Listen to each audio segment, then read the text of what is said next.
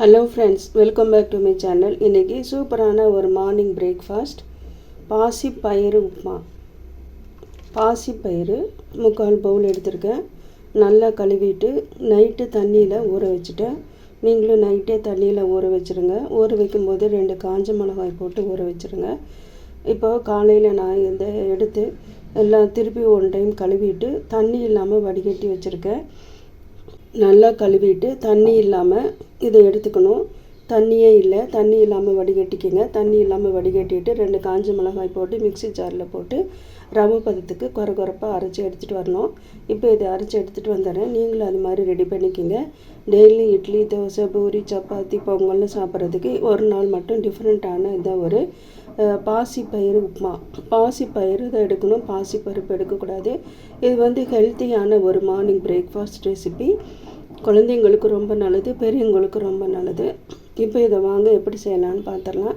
இப்போ ஃபஸ்ட்டு இது மிக்சியில் நான் ரவை பதத்துக்கு அரைச்சி எடுத்துகிட்டு வந்துடுறேன். இப்போ ஒரு மிக்ஸி ஜார் எடுத்து மிக்ஸி ஜாரில் போட்டாச்சு. ரவை பதத்துக்கு அரைச்சி எடுத்துகிட்டு வந்துடலாம். பாருங்கள், ரவை பதத்துக்கு தண்ணி ஊற்றாமல் அரைக்கணும். நீங்களும் தண்ணி ஊற்றாமல் அரைச்சிருங்க.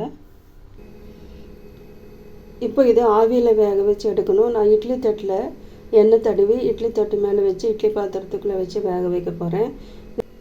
நீங்கள் உங்களுக்கு விருப்பமானபடி இட்லி பாத்திரத்தில் வேக வைக்கலாம். இல்லை அப்படின்னா இட்லி பாத்திரத்துலேயே தண்ணி ஊற்றி பாத்திரம் வைக்கிற ஸ்டாண்டை வச்சு ஒரு பாத்திரத்துக்குள்ளே இதையும் போட்டு கூட வேக வைக்கலாம். நான் இப்போ இட்லி பாத்திரத்தில் வேக வச்சு எடுக்க போகிறேன்.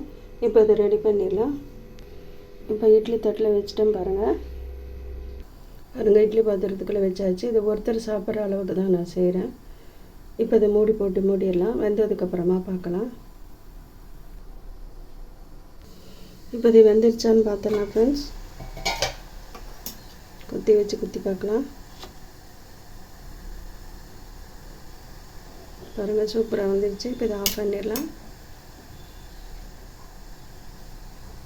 நல்லா சூப்பராக வந்துருச்சு பாருங்கள். இப்போ ஒரு தட்டுக்கு மாற்றிக்கலாம். ஒரு தட்டு எடுத்து ஸ்பூனில் எடுத்து தட்டில் போட்டுடலாம். தட்டில் போட்டு நல்லா உதுத்து விட்டுக்கலாம். உதுத்து விட வேண்டாம், அப்படியே கத்தியில் கட் பண்ணணும் அப்படின்னா நீங்கள் கத்தியில் கட் பண்ணி கூட நீங்கள் செய்யலாம். உங்களோட விருப்பம்தான்.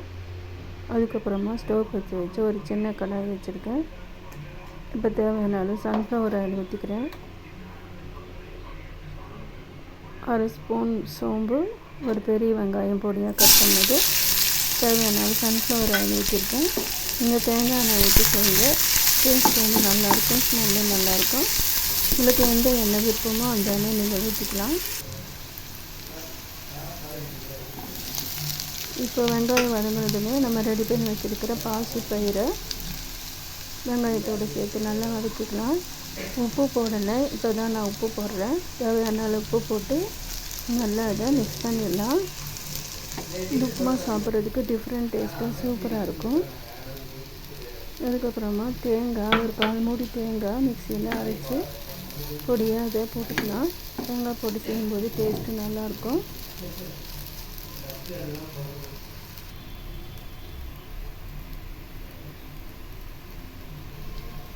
ஃப்ரெண்ட்ஸ், உப்பு பிடிக்கிற அளவுக்கு இதை நல்லா எண்ணெயிலே நல்லா வதக்கலாம். இப்போ நல்லா உப்பு பிடிச்சிருச்சு. நல்லா கொஞ்சம் ஒரு 5 நிமிஷம் இது நல்லா நான் வதக்கிட்டேன். உப்பு நல்லா பிடிச்சிருச்சு. அவ்வளோதான், அது ரெடி ஆகிடுச்சு.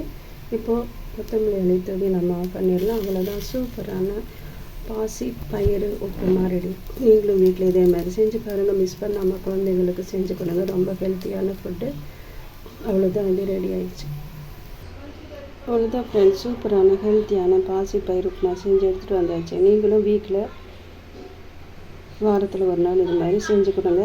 நீங்களும் வீட்டில் வாரத்தில் ஒரு நாள் இது மாதிரி செய்யுங்க. ரொம்ப சூப்பராக இருக்கும், டேஸ்டியாக இருக்கும், ஹெல்த்தியானது. இந்த ரெசிபி உங்களுக்கு பிடிச்சிருந்தனா லைக் பண்ணி, ஷேர் பண்ணி, சப்போர்ட் பண்ணி, சப்ஸ்கிரைப் பண்ணுங்கள். மீண்டும் இது மாதிரி ஒரு ரெசிபியோட அடுத்த வீடியோவில் உங்களை நான் சந்திக்கிறேன். தேங்க்யூ ஃபார் வாட்சிங்.